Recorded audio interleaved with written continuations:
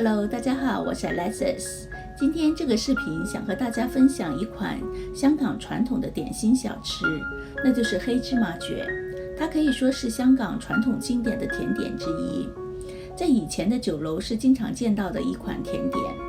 小小的卷里充满了芝麻香，我就把它的简单做法分享给大家知道吧，等大家也可以一尝这传统的港式甜点小吃。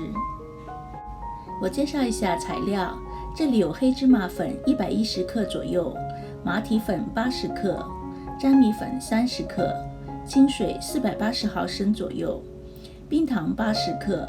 我会把分量写在说明文里，供大家做个参考。我们先把冰糖煮溶，然后摊凉备用。现在我们把芝麻粉、粘米粉和马蹄粉倒进一个大碗中，把它们搅拌均匀，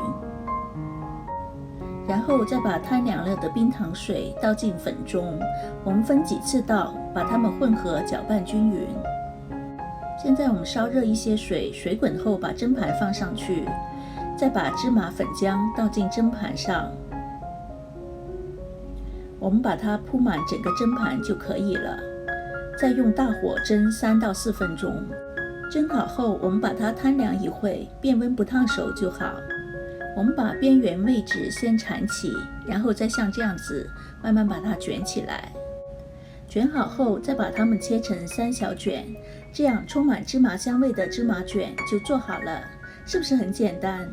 我平时会做多一些放在冰箱里，夏天当零食小吃，冰冰凉凉的，非常好吃又解馋。